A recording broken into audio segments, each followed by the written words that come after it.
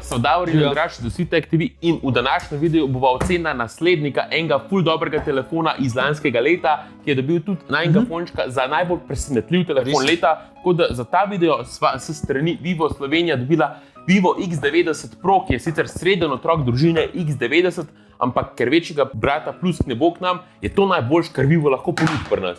Koliko dober pa je to? Ostanite z nama, da boste zvedeli. Veste, kaj pa hočem midva zvedeti? Pa. Če se boste naučili na tale najin kanal in naj spremljate na vseh spodaj označenih omrežjih, tako da dajte lajkati tale video in naj spremljate na spodaj označenih omrežjih, vaša podpora nam res ful pomen, hvala pa tudi Vivo Slovenija, da nam je posodil ta telefon na test. Kot smo že rekli na začetku, plus verzija tega telefona bo že ostala na kitajskem, kar nas žalosti in ne razumeva, zakaj se toliko proizvajalcev v zadnje čase odloča, da svoje najboljše flagshipe obdrži onstran kitajskega zidu. Res ne. Žalostno tudi iz razloga, ker je plus še boljši od Proja, z boljšim in predvsem večjim bralcem prstnih odtisov, periskopskim teleobjektivom in še boljšim procesorjem. Ampak ker tega k nam očitno ne bo, je X90 Pro najboljš, kar lahko od Viva trenutno kupite v Sloveniji. In ponud lahko velik. Že sama prezentacija ob unboxingu je zelo lepa. Si dobite takole veliko škatlo, kjer je njena vsebina res lepo razporejena. Poleg telefona po škatli dobite tudi silikonski ovitek, 120-vaten hiter polnilec z USB-C kablom, kakor sta pač mi da pohvalila Xiaomi. Morava tudi Vivo pohvaliti, ker gre za potrošnikom prijazno politiko, ki jo bova zmeraj odobravala.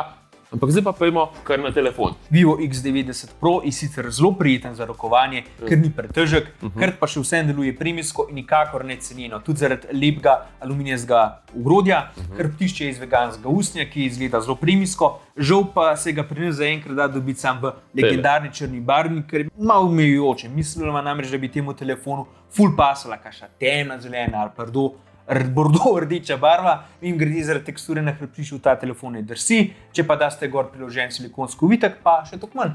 Glede samega dizajna lahko poveva še to, da ima naprava precej ukrivljen zaslon, kar bo enim bolj všeč, drugim pa mogoče malo manj. Prav tako bo enim bolj všeč ta ogromna izbuklina na hrbtišču, v kateri se noter skrivajo kamere in flashi, drugim pa pač spet ne bo všeč. Že X80 Pro je imel veliko izbuklino, ampak ta telefon mogoče še malo komadnejšo. Boste pa hitro opazili, da ima ta telefon kar dosti oznak na sebi. Pod hišen za objektiv imate napis Extreme Imagination oziroma po slovenski ekstremna domišljija, pol imate moder logo od Zeiza, nad njim napis od te družbe in tudi na vrhu hiše imate vgraviran napis Professional Photography oziroma profesionalna fotografija. Tako da definitivno boste vedeli, da je to telefon od Viva, da so sodelovali s Zeizom in da gre za telefon, ki ne bi delal dobre fotke, o čimer bova sicer malo več rekla v nadaljevanju. Profesionalne fotke pa je. Pojmo iz hrbta na sprednjo stran. Zaslon ima diagonalo 6,8 inča in podpira 120-vatno, 120 Hz polnjenje in svetlost do 1300 nitov. Čeprav sva med testom dobila feeling, da zaslon nikoli ni bil toliko maksimalno svetlo, da bi čist brez težav lahko videla vsebino na njemu, tudi v najmočnejši svetlobi. Zaslon je drugač zelo oster, z lepimi barvami in podporo za HDR10 plus vsebino. Ni pa to LTPO zaslon, kar pomeni, da osveževanje se nikoli ne spusti po 60 Hz, ker je rahlo razočaranje in mislila, da bi glede na ceno ta telefon lahko imel ta tip zaslona. Ima pa telefon še zmeraj infrardeč senzor, s katerim lahko nadzorujete gospodinjske aparate. Mislila, da bi mogli to funkcijo imeti še več telefonov na trgu, tako da sva zelo vesela, da se ji Vivo ni znebil. Impresionirajo so pa tudi stereo zvočniki na tej napravi, ki so ful glasni in proizvedejo lep in poln zvok. Nama so osebno bili še mogoče celo boljši kot S23 Ultra. Zdaj že klasično, pa tudi na tem telefonu itak ne boste najdeli vhoda za slušalke, tukaj ne boste najdeli reže za razširitev spomina z micro SD kartico. Ta telefon boste tako pri nas dobili z 12 GB RAM-a in 256 GB pomnilnika, ni slabo, ampak še vsem bodite previdni s placem, sploh če boste snemali dosti video v 4K ali pa celo 8K. Telefon omogoča sicer varno odklepanje z optičnim bralcem prstnih odtisov, ki je še zmeraj neverjetno hiter pa zanesljiv. Ima pa to leto žal manjšo bralno polje, kot lansko leto. Tisto velikost ima še plus verzija, tako da je tukaj Vivo naredil en korak nazaj napram lansko leto, ker tista velikost bralnega polja je bila res top. Ima pa ta telefon vsaj še zmeraj zaščito IP68 pred vodjem prahu, tako da ga boste kamot brez skrbi vzeli s sabo na plažo v poletnih mesecih. Zdaj pa pojmo iz zunanjosti na notranjost telefona. Telefon poganja vmesnik FunTouch OS 13, ki je povezan čez operacijski sistem Android 13. FunTouch OS nikakor ni stok Android, kar bo mogoče določene ljudi zmotiti. Ampak iskreno je nama všeč, ker se nam zdi nekako bolj dodelan Xiaomi UI. Ful je prilagodljiv, ima zelo gladke animacije, po svoje lahko nastavite animacije za polnjenje, za brat prstnih odtisov, za dohodna sporočila in še par bi teh animacij lahko naštevala. Lahko celo nastavite, da držite gumb za nižanje glasnosti in vam bo odprl poljubno aplikacijo, ki jo naštimate. Ima pa tudi poseben ultra gaming mode, kjer imate lahko veliko nastavitev, podoben, kot če bi imeli ta prav gaming telefon. Na operacijskem sistemu tudi niso opazili neki ful prednaloženih appov, razen standardnikov, kot so Netflix pa Vivo.com. Zdaj Netflix lahko sicer odstranite, Vivo.com pa očitno ostane na telefonu. Čip, ki poganja ta telefon, je 4-nanometrski MediaTek Dimensity 9200 in je dober. Mogoče po zmogljivosti sicer malo bolj švoh kot najnovejši Snapdragonov procesor, ampak tega pri običajni uporabi sploh ne boste odkrili. Je pa zanimivo, da je plus verzija na Kitajskem dobila Snapdragonov procesor, Pro verzija pa MediaTekov. Procesor je izjemno zmogljiv, ker ima poseben pogon za ray tracing, kar je zelo uporaben pri igranju iger, in še posebno umetno inteligentno enoto, mislim, da 6. generacije za procesiranje grafike. Povrhu vsega pa ima še V2 čip 3. generacije, ki omogoča zelo hitro procesiranje fotk. Telefon se sicer lahko kar precej segreje, če ga full procesorsko obremenjujete, pri normalni uporabi pa tega niti ne zaznate. Kaj pa baterija? Ta je velikosti 4870 mAh in večino dni bi mogla zdržati do konca dneva. Seveda jo lahko itak komot izpraznite, če kdaj na polno uporabljate svoj telefon. K sreči jo lahko hitro napolnite s tem priloženim ogromnim super hitrim polnilcem, ki omogoča kar 120-vatno hitro polnjenje. Nama se je telefon vmes med testom v teh tednih večkrat itak izpraznil, do konca pa so ga priključena na ta polnilc in nama je štoparca pokazala, da se je nafilu v 25 minutah, kar je bolano hiter. Včasih je bilo dosti hiter, če se ti je telefon v pol ure nafilal do polovice sploh. Hitro pa je tudi brezžično polnjenje, ki gre do 50 vatov. Absolutna zveza tega telefona pa so objektivi in ta telefon ima 3. Glaven je velikosti 50,3 megapiksle, ki ima ogromen senzor velikosti 1 inča in je trenutno največji med pametnimi telefoni na trgu.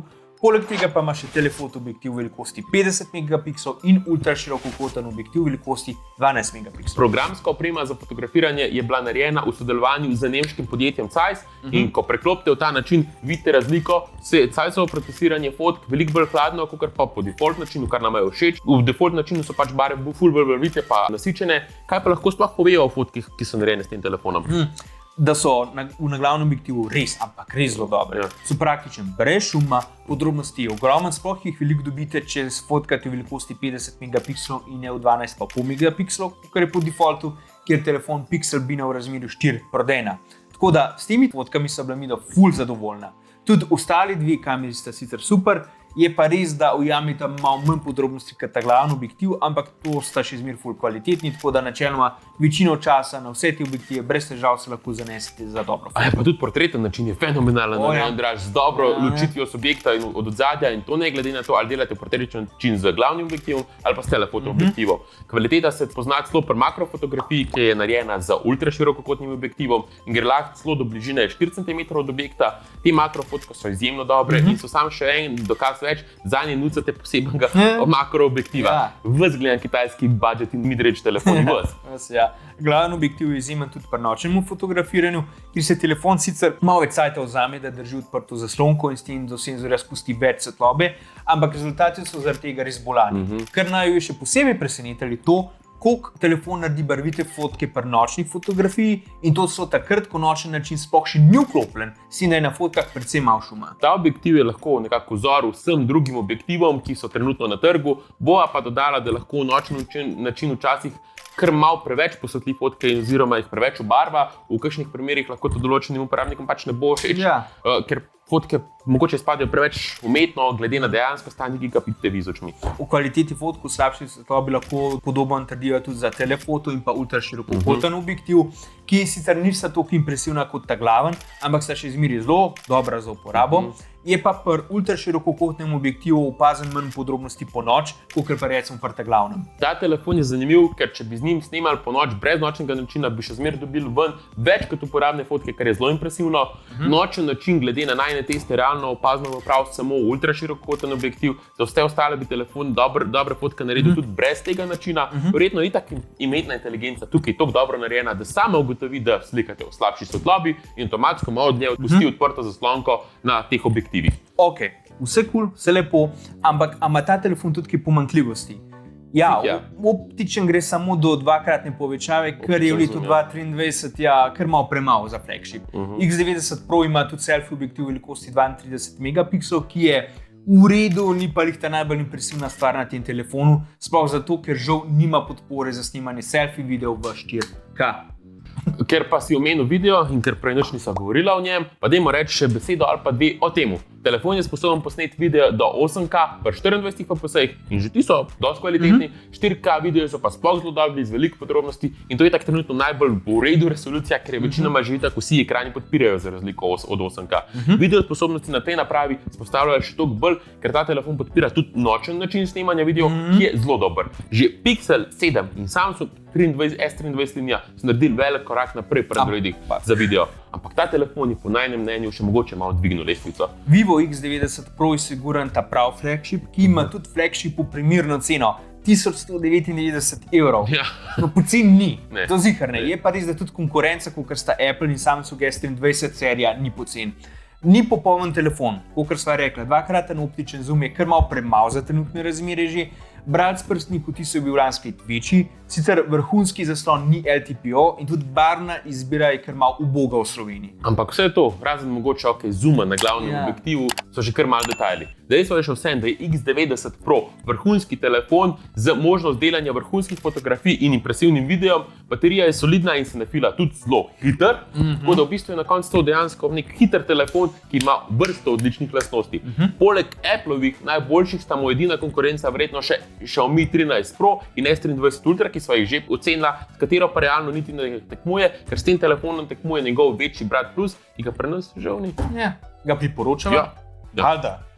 To sploh ni vprašanje. Če ste vsi ti Samsungov in Apple, Xiaomijev, Vivo X90 Pro kot nalaž za vas in čeprav je drag, bo šlo za dobro naložbo, čemu lahko odpustite par pomanjkljivosti. Evo, to je bila za vas ocena Viva X90 Pro, ki nam ga je prijazno posodil Vivo Slovenija in ki se mu še enkrat zahvaljujejo za pomoč in sodelovanje. Če imate v zvezi s tem telefonom še kakšno vprašanje, ga nam zastavite spodaj v komentarjih. Midva pa se za vas od danes poslavljava in se že kmalu vidimo v naslednjem videu.